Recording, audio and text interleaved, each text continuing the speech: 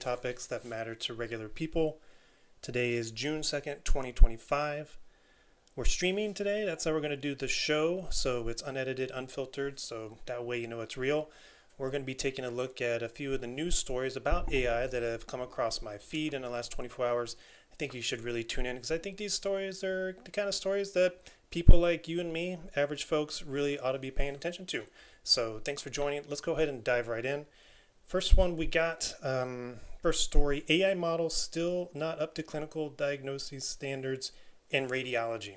So we've talked about some of these healthcare topics previously on other videos where radiology is kind of like a key area where AI is being investigated as a tool for doctors to identify illnesses, things like pneumonia or cancer or tumors and whatnot.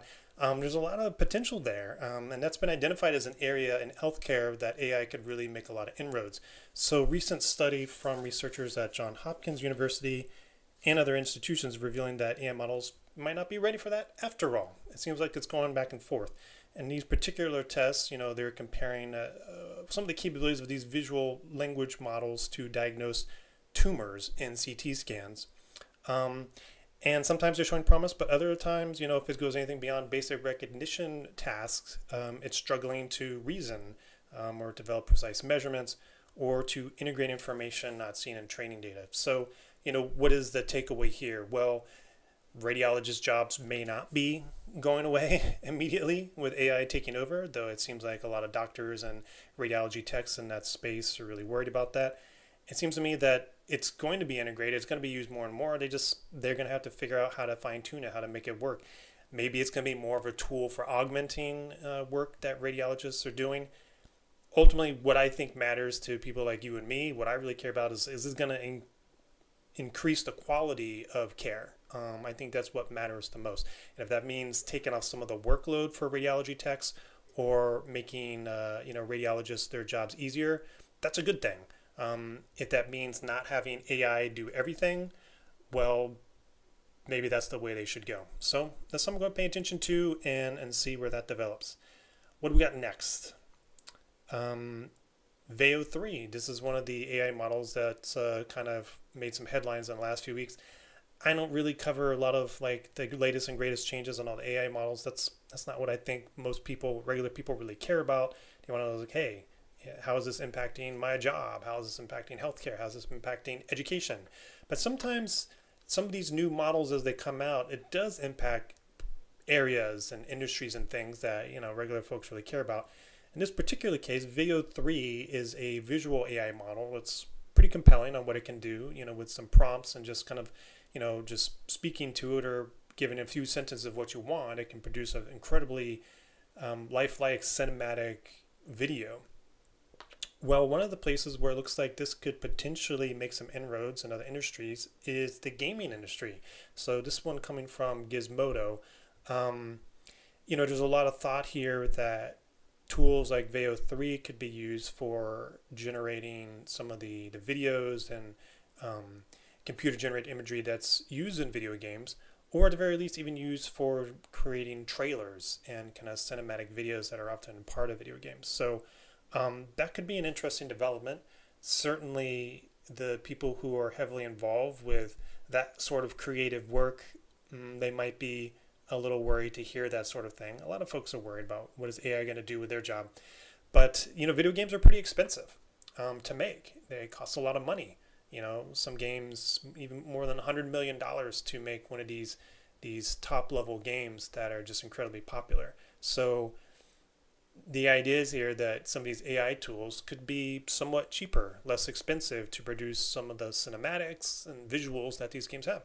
So that's going to be, again, another area we're going to look at. I think the sort of influence here that this particular story has is we're looking at employment and disruption. Digital creative jobs, digital creators, they could be impacted as now. The positive way to look at this, well, maybe it doesn't mean they're losing their jobs. Maybe their job changes.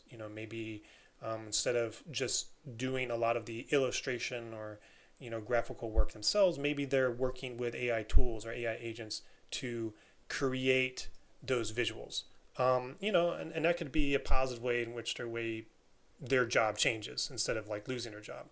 Um, the more negative scenarios are they just straight up, gaming companies, lay off a lot of their workers.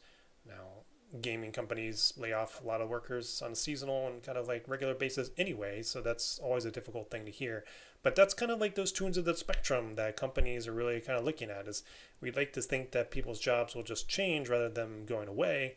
But some companies like we've reported on and we've seen that is they're doing the opposite. They're just straight up going all in on AI and saying, hey, we're laying off 20% of our staff, 30% of our staff because their jobs are now redundant. So we'll pay attention to this. Really interesting to see, what happens with the gaming industry. AI could have a lot of influence there. All right, let's move on to the next story we have. AI, is it destroying Generation Z's chances at a stable career? Well, that's a loaded topic right there, but it's an important one. The story is coming out of Futurism. So the rise of artificial intelligence is disrupting entry-level job opportunities for Gen Z college graduates, similar to how self-checkout technology eliminated retail jobs.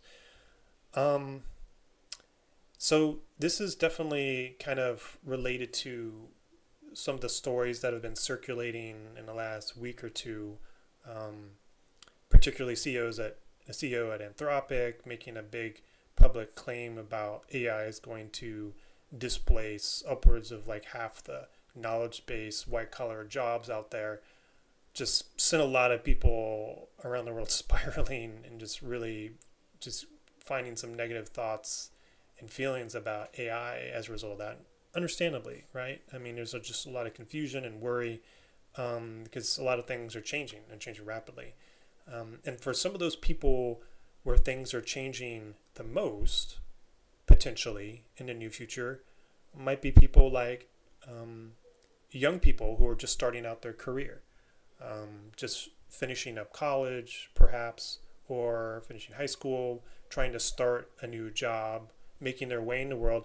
And we see this case where some of these AI tools, their capabilities are kind of at that level of those entry-level jobs. I mean, it doesn't seem like we really have widespread availability of just top-tier AI that can just do anything. I mean, that would be kind of a sign that we've reached AGI, artificial general intelligence, right?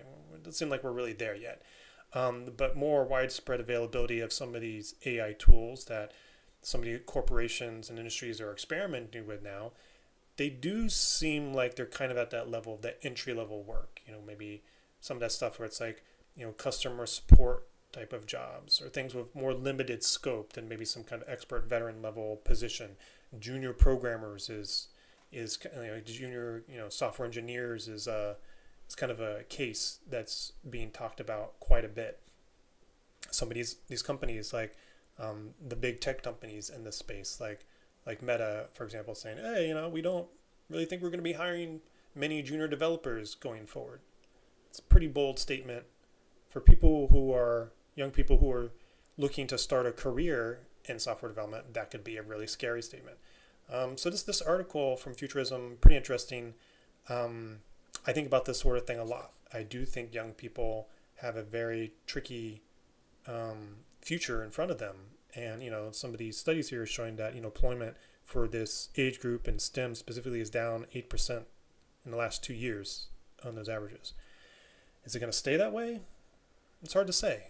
I mean, just because that's how it is now, it might improve after some disruption and things try and reorient themselves. So it's an area I pay a lot of attention to, and I think we should all pay attention to, especially if you have young, children or, young adults who are children who are going to start into the workforce, or maybe you yourself are finishing up college or just done so, trying to figure out what is your next step. We need to pay a lot of attention to this and come up with, the right plan. All right, let's go on to the next one we have here. Women with body image issues are asking ChatGPT something terrible. This is another one coming off of futurism.com. So women struggling with body image issues are turning to ChatGPT for appearance advice, believing AI offers objective feedback on how to improve their looks. So this kind of story, this is kind of reminiscent to me on somebody's other stories I've seen in the last weeks and months of people turning to some of these AI chat bots and chat tools for more personal insights. Certainly, maybe people more my generation, my age, we're seeing some of these tools as being incredibly beneficial for conducting research. I do that all the time as a research aid. Sometimes I pit somebody's tools against themselves, find some data, compare it to kind of see like, is this accurate? Is there any hallucinations here? That sort of thing. That's typically my go-to and what I use these things for. Or even as a search aid, instead of going to Google search, now Google search has AI mode, so they've kind of closed that gap. But literally like looking for answers on something, not necessarily answers about myself on a personal sense, though maybe I'll ask some questions that are health related. Something I think we're kind of seeing is some of the younger generations perhaps are going to ChatGPT for more personal things, to try and sort out personal issues. And we see companies and organizations in the health and wellness space are putting together tools and release tools, and solutions, kind of like that mental and emotional wellness space for kind of coaching or emotional feedback as kind of like a, for lack of a better word, stopgap, if they don't have like a therapist available or something like that. I have kind of mixed thoughts on that, but I think that's better than nothing as long as the tool is well vetted and it's been trained appropriately and there's safety guards in place for that. That might be really valuable. This particular story, I mean, this kind of concerns me. What is AI going to do to provide you some kind of objective feedback on your looks or something like that? Worst case scenario, maybe it validates something that's really concerning with how somebody might feel and could have them spiral. I mean, but AI, is that really its fault? I mean, you could get that kind of feedback from a person that you in your family or you care about.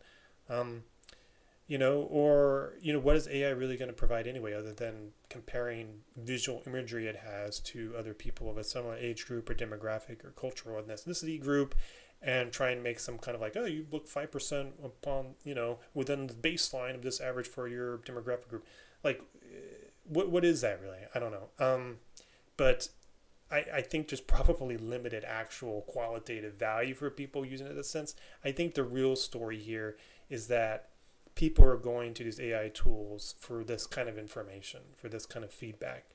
And again, for me and my generation and in my kind of field, like, that seems strange. My go-to approach would be to use these tools for quantitative and research-based information, because that's really, computers are really good at. So be interesting to see how this develops, or more and more people in different walks of life, different generations, they're going to be turning to these AI tools for personal coaching, for personal insights. And maybe one day that could be legitimate, if these AI tools, if you have one specifically trained on you and it has access to your cumulative life experiences in the forms of journals and diaries and photos and your own content and things that you've uploaded and shared and spoken, maybe it will have some really keen insights about you. Could be fascinating. We'll see where that goes. All right. This last story here, workers who lost their jobs to AI. So the Guardian's put out an interesting story here, just really trying to connect with examples of people in some of these creative positions. So journalists and illustrators and copywriters, folks that have reportedly examples of lost their jobs recently and attributed that to tools like ChatGPT and some of these other AI tools. It really feels like people in those sorts of industries and those sorts of jobs and vocations there seem to be some of the first ones are really being hit hard right now. Journalism, illustration, copywriting, digital marketing. Those are all kinds of things that AI can really help a lot with. Now, journalism, maybe AI is not initially helping really well with the presentation aspect from it to, news anchors and things like that. Um, but the writing and researching, the illustration itself and the copywriting, I mean, this is just pervasive across the internet, such as it remains, of just AI generated material, right? And so I think it's unfortunate that companies are laying off people. Um, there's probably room for finding like how those individuals, those types of roles can be restructured to maybe, they're overseeing the AI being utilized. Like there's still a role for them. And I struggle with this concept, and it's one of the reasons that I see the employment topic as a key topic for these types of discussions, because there's so much potential for disruption, and the disruption's already happening, and it's going to be ongoing, right? Um, how is that going to play out? How should we prepare?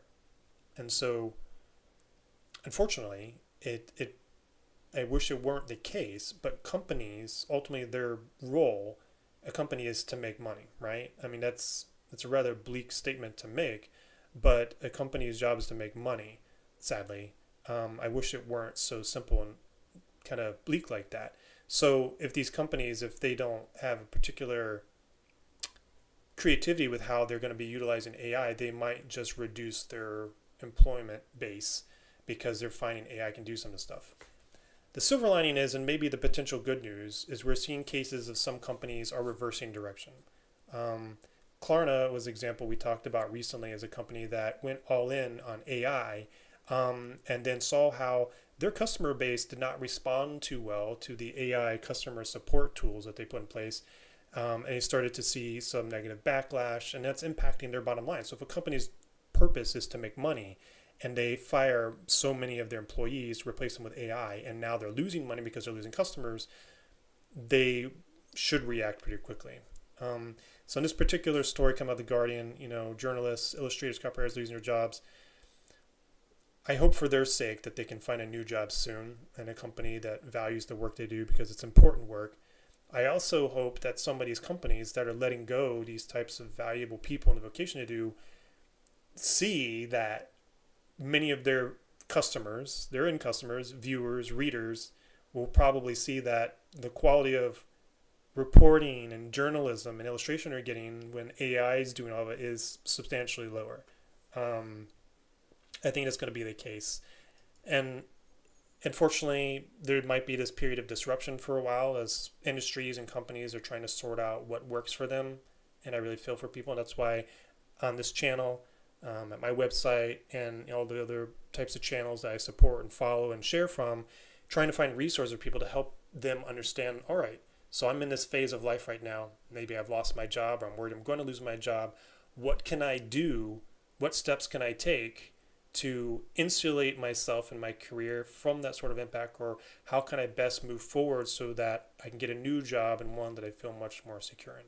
So stay tuned here on Sapiens Forward. That is going to be one of the key topics that we're going to be looking at in the next few weeks and months as we go, because we see this stuff really picking up.